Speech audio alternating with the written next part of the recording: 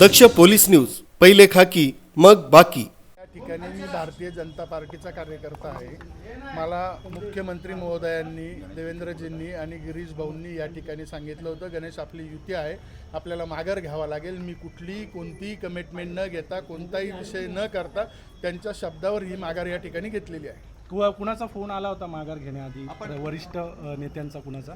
देवेंद्रजींशी मी स्वतः भेटलो, स्वतः बोललो। गिरीश भाऊंशी मी स्वतः भेटलो, स्वतः बोललो। रवींद्रजींशी बोललो।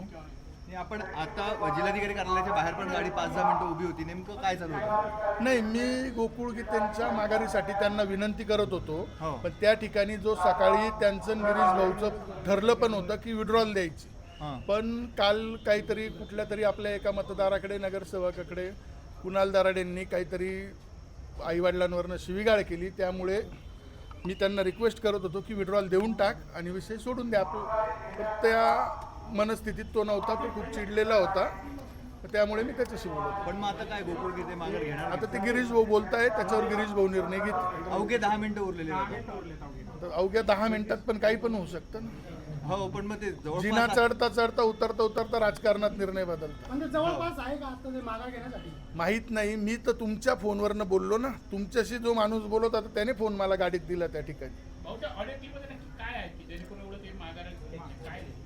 काय झालेलं आहे, काल कुठल्या तरी नगरसेवकाकडे कुणाल दराडेंनी असं सांगितलं की गणेश गीते, गोकुळ गीते काय येऊन माघार घेणार नाही, त्यांचा बाप येऊन त्या ठिकाणी माघार घे, आणि त्यामुळे ह्या विषयाला वेगळं वळण लागलं। मी पार्टीचा कार्यकर्ता आहे, मी पार्टीचा होतो, त्यामुळे मी पार्टीच्या आदेशाप्रमाणे 1 मिनिटात माघार या ठिकाणी देऊन टाकली।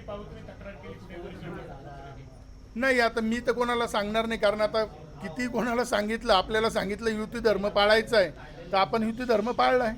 नाही, युती धर्म पाळा, पण अशा स्वरूपाचे जर वक्तव्य केलं असेल तुमच्याबाबत तर त्याविषयी त्याच्यावर आता राज्यातले नेते निर्णय घेतील ना या ठिकाणी, की जर निवडणुकीच्या अगोदरच लोकांचे आई बाप त्यांचे पार तुम्ही श्राद्ध घालायला लागले आणि या ठिकाणी जर लोकांना सांगायला लागले त्याचा बाप येऊन माघार देईल, तर त्याला माहीत नसेल। आता माझाही बाप आहे ना देवेंद्रजी या ठिकाणी राज्यामध्ये। पण भाऊ, दराड्यांवर अनेक लोक नाराज आहे, नगरसेवक देखील नाराज, अशा परिस्थितीत त्यांना उमेदवार दिली आणि हा सगळा घोळ निर्माण केला। त्यांच्यावर अख्खी दुनिया नाराज असो, आपल्याला तिच्याशी काही कर्तव्य नाही, पण त्या ठिकाणी आपलं कर्तव्य आपल्या पार्टीशी होतं, आपल्या पार्टीशी लॉयल्टी होती, पार्टीच्या मागे आपण पार्टीने जो आदेश दिला तो पूर्ण केला। गोकुळ गीते हे दराडेंच्या जे क्लिप आहे त्याच्यावर नाराज आहे। मी त्याच्या विरोधात महायुतीत मला मुख्यमंत्री आणि गिरीश भाऊ जिथं जिथं सांगतील तिथं मी जाणार। बंधूंच्या विरोधात आपण? हो, 100%। म्हणजे बंधूंची उमेदवारी कायम आहे? तर आता 10 मिनिटात त्याने येऊन विड्रॉल घेतली, गिरीश भाऊंचं त्याचं बोलणं झालं, ऐकलं, तर अति आनंद आहे। ठीक, ओके।